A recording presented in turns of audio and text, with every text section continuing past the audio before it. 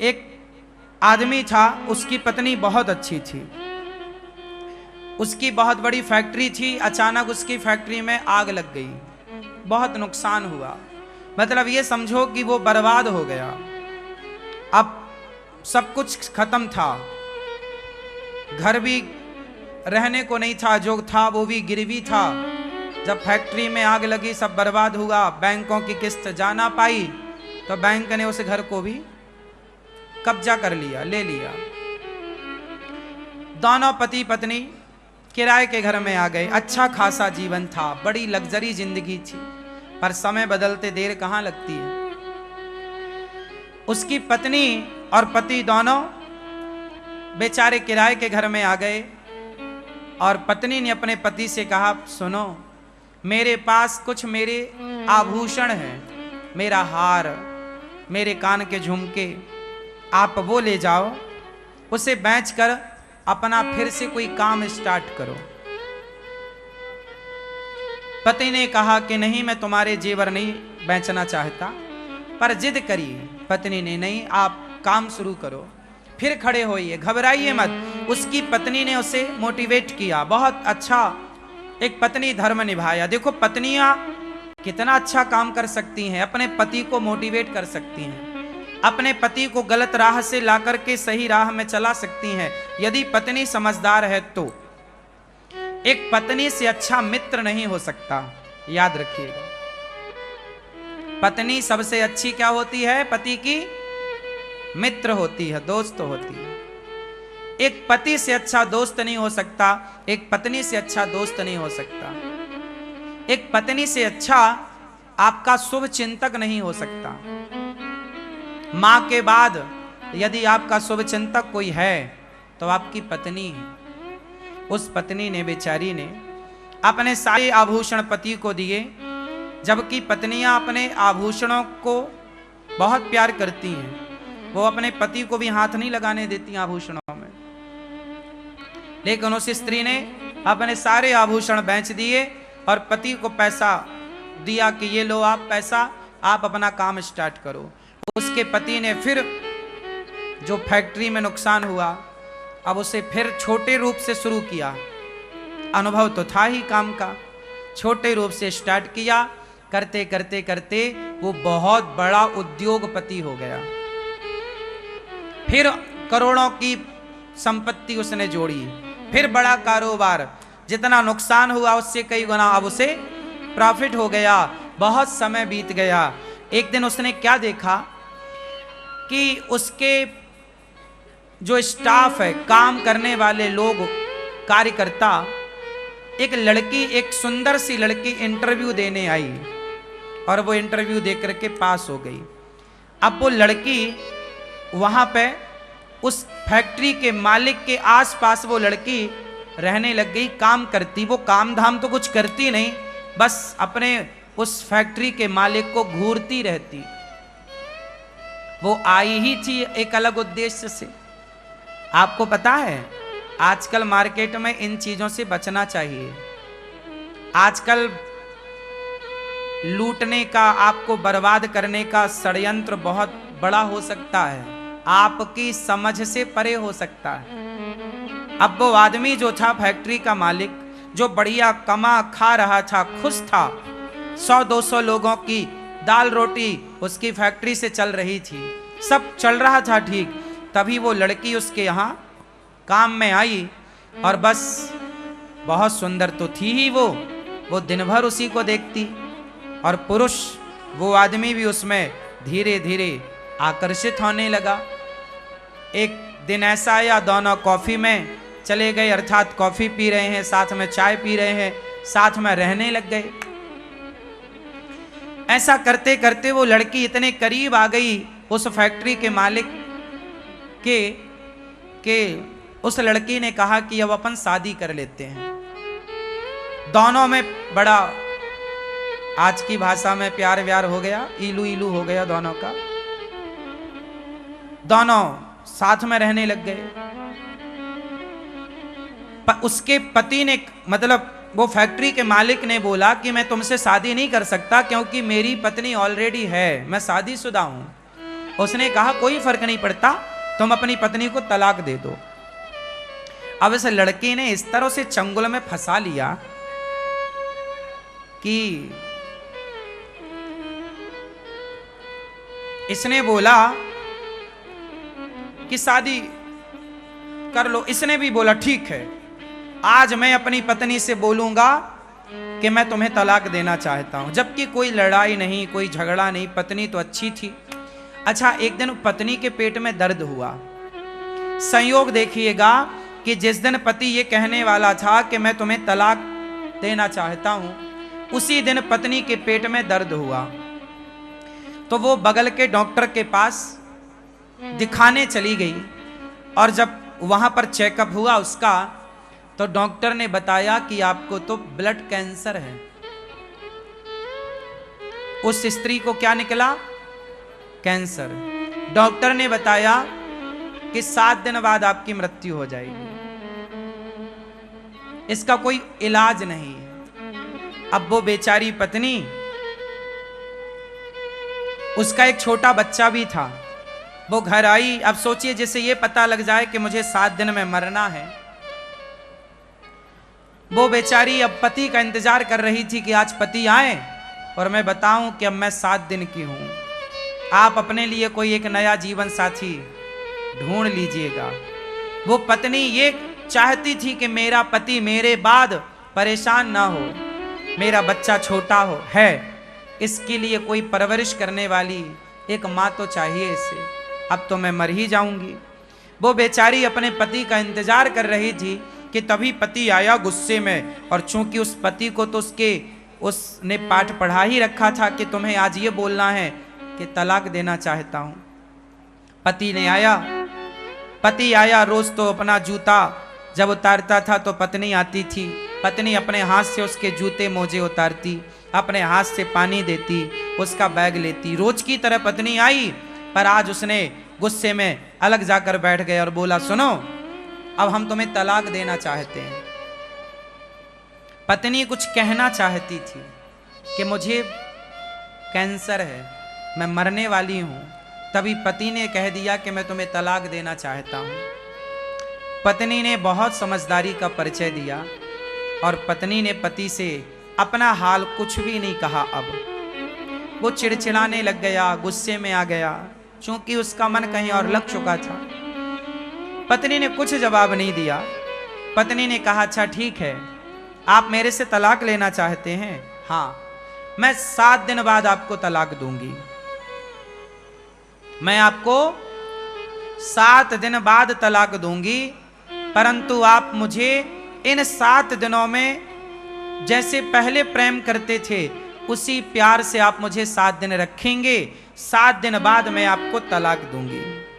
पति को लगा ये तो बहुत सस्ता है, उसे तो लगा ये कोई अपना हिस्सा मांगेगी, पैसा मांगेगी, प्रॉपर्टी मांगेगी, पर उसने तो कुछ भी नहीं। उसने कहा मुझे कुछ नहीं चाहिए, केवल आप मुझे 7 दिन खूब प्यार कीजिए, रोज अपने पास बिठाइए, मेरे पास आकर बैठिए, मेरे साथ खाइए, नाश्ता मेरे संग कीजिए, भोजन मेरे साथ कीजिए, रात्रि को प्रेम पूर्वक हम दोनों पार्क में घूमेंगे और आप हमारे साथ रहेंगे। आप हमारे लिए वैसी ही बातें करेंगे 7 दिन जैसे शादी के बाद आप हमसे करते थे। पति को लगा अच्छा, पति को नहीं पता था कि ये केवल 7 दिनों की है, लेकिन अब पत्नी को पता था कि अब चलो, मैं तो 7 दिन की हूं, पर इन्हें तलाक देना है, कोई बात नहीं। अब सोचिए उस स्त्री का दिल कितना बड़ा रहा होगा। कोई और होती तो भड़क जाती, पर उस स्त्री ने कोई जवाब नहीं दिया। एक दिन बीता, उसके पति ने भी खूब प्यार दिया उसे, बनावटी प्यार था अब तो, पर किया। रोज उसके साथ अच्छे से खाता पीता, चलता फिरता, टहलता, हंसता, सब बढ़िया। 7 दिन, 1 दिन, 2 दिन, 3, 4, 5, 6, आज 7वां दिन था, आखिरी। आज पत्नी ने अपने पति की आरती उतारी, उसके माथे पर तिलक किया और आज उसे उसके काम के लिए भेजा जहां वो फैक्ट्री रोज जाता था। और जब उसका पति आज घर से गया ना, तो उसके मन में विचार आया कि मेरी पत्नी देखो मेरे से कितना प्यार करती है।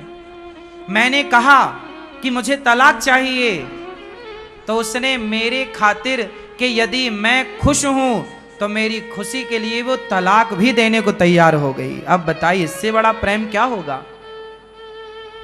यदि पति तलाक चाहता है तो पति की प्रसन्नता के लिए वो तलाक देने को तैयार है। वो मेरे लिए, मैंने तलाक का बोला फिर भी वो मेरे से प्यार करती है। और ये जो लड़की मुझे मिली है ये तो मेरी दौलत की भूखी है। मेरी पत्नी ने तो अपने जेवर बेचकर मेरा ये कारोबार खड़ा किया। मेरी पत्नी मेरे सुख में मेरे दुख में सदा रही है। आज मेरी पत्नी ने कितना साथ दिया आज तक, और मैं किसी एक लड़की एक स्त्री के चक्कर में आकर एक सुंदर पत्नी का, एक पतिव्रता नारी का मैं त्याग कर रहा हूं। लो भैया, अचानक भगवत कृपा देखो, उस आदमी का हृदय परिवर्तन हो गया बिना कुछ के। याद रखिएगा, ईश्वर न्याय करते हैं, ईश्वर न्याय करते हैं। उसका हृदय बदल गया और वो आज सारा काम छोड़कर ऑफिस का दिन को ही भागा घर की ओर के मैं अपनी पत्नी से माफी मांगूंगा, सॉरी बोलूंगा कि मैं तो जो तलाक का बोला मैं मजाक कर रहा था। उस लड़की को उसने अपने दफ्तर से हटाया, काम से निकाला। उसके चक्कर में उसने कहा कि मेरी पत्नी के गालों में झुर्रियां पड़ गई हैं। ये लड़की जो मुझे मिली है ये बड़ी सुंदर है, मैं इस सुंदरता के कारण इस पे मर रहा था, जबकि मेरी पत्नी ने मेरा कितना साथ दिया। संसार की चमक दमक सुंदरता पे नहीं लट्टू होना चाहिए। आपकी पत्नी आपकी जीवन संगनी है, उसे छोड़कर पराई स्त्री के बारे में सोचना पाप है। चमड़ी का मोह, चमड़ी से इतना प्यार ना करना, चमड़ी के इतने गुलाम ना हो जाना कि आप उस चमड़ी के चक्कर में सारे गलत काम करने लग जाओ। वो आदमी फैक्ट्री का मालिक दौड़ा दौड़ा घर गया। जैसे ही घर पहुंचा तो दरवाजा खोले थे। घर के अंदर प्रवेश किया, आवाज लगाया उसने अपनी पत्नी को, पर पत्नी ने कहीं से कोई रिस्पॉन्स नहीं दिया, कोई आवाज नहीं आई लौटकर। वो सोचा रसोई में होगी, रसोई में पत्नी नहीं, यहां होगी वहां होगी, सारी जगह देखा, उसकी पत्नी थी ही नहीं। तब वो अपनी पत्नी के कमरे में गया ऊपर, और जब कमरे में जाकर देखा तो उसकी पत्नी बिस्तर पर पड़ी हुई थी और बगल में एक कागज था। वो कागज में कुछ लिखा था।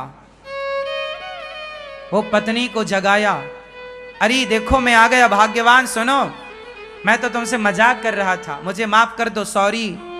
वो बहुत बोलता जा रहा पर पत्नी तो सुनने को तैयार नहीं, वो तो बिस्तर में पड़ी। वो पड़ी क्या थी? वो मर चुकी थी, लेकिन मरने के पहले उसने एक पत्र लिखा था अपने पति के लिए। अब उस कागज में क्या लिखा? अब ये पति उस कागज तक पहुंचा और पढ़ने लगा, और जब पढ़ा तो उसमें पत्नी ने लिखा था, मेरे पति परमेश्वर, मैं भगवान से प्रार्थना करती हूं कि हर जन्म में मुझे आप जैसा पति मिले। मेरे पति परमेश्वर, आप जैसा पति पाकर मैं बहुत खुश हूं। मुझे आपसे और भगवान से कोई शिकायत नहीं है। आपकी खुशी थी, आप मेरे से तलाक चाह रहे थे, मैं चाहती तो आपको तलाक उसी दिन देती, लेकिन जब आप तलाक लेते मेरे से तो जो हमारा छोटा सा बालक है, बच्चा है, जब वो ये देखता कि मेरे पिताजी मेरी माँ से तलाक लेना चाहते हैं तो मेरे बच्चे के संस्कार बिगड़ते और मेरा बालक बड़ा होकर वो आपका शत्रु बन जाता कि मेरे पिता ने मेरी माँ को छोड़ा था। तो कहीं मेरे बच्चे के अंदर आपके प्रति कोई शत्रु भाव पैदा ना हो जाए, इसलिए मैंने आपको तलाक नहीं दिया। जिस दिन आपने मुझे तलाक का बोला उसी दिन मैं डॉक्टर के यहाँ गई थी। उसने मुझे चेकअप करके बताया कि मुझे ब्लड कैंसर था, मैं 7 दिन बाद मरने ही वाली थी। मुझे लगा कोई बात नहीं, आपको भी तलाक चाहिए, तो मैंने सोचा कि 7 दिन बाद तलाक दूंगी, 7 दिन बाद तो मैं सदा के लिए चली जाऊंगी। आपका जिससे मन करे आप विवाह करके अपना घर बसाइएगा, बच्चे के संस्कार ना बिगड़े, इसलिए मैंने आपको कोई जवाब नहीं दिया। क्योंकि हमारे बच्चे जब हमें आपस में लड़ता झगड़ता देखेंगे तो बच्चों के संस्कार बिगड़ते हैं। मैं नहीं चाहती कि मेरे बच्चे के संस्कार बिगड़े। बस अब मैं कैंसर की मरीज थी, 7 दिन पूरे हो गए, मैं जा रही हूं, अब आप अपना घर बसाइएगा, आप खुश रहिएगा, ऐसा लिखकर वो बेचारी सदा सदा के लिए चली गई।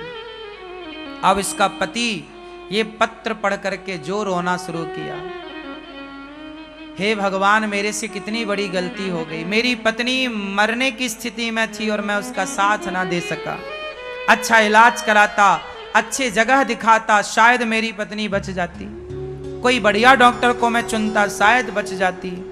लेकिन वो पराई स्त्री के चक्कर में फंसकर अपनी एक सुंदर पतिव्रता नारी को अंत में बड़ा दुख दिया। अब कोई पत्नी को यह पता चले कि मेरा पति मुझे तलाक देना चाहता है, और वो भी अंत समय में, उस पत्नी को खुशी तो हो ही ना होगी। वो बेचारी चल बसी। कहा था उसने बच्चे को आप अच्छे संस्कार दीजिएगा। वो आदमी रोया और सारी जिंदगी के लिए मन में एक प्रश्न खड़ा हो गया कि मैंने ऐसा क्यों किया। उसने अपने आप को कभी माफ नहीं किया। फिर उस आदमी ने विवाह नहीं किया, बच्चे को पढ़ा लिखा कर योग्य बनाया। ये कहानी नहीं है, एक सत्य घटना है, एक सत्य लेख है। वो मैंने कहीं पढ़ा तो मैंने आपको सुनाया। आपकी पत्नी के साथ कभी ऐसा ना हो, आपके साथ कभी ऐसा ना हो। संसार की चमक दमक देखकर अपने परिवार को ना छोड़ना।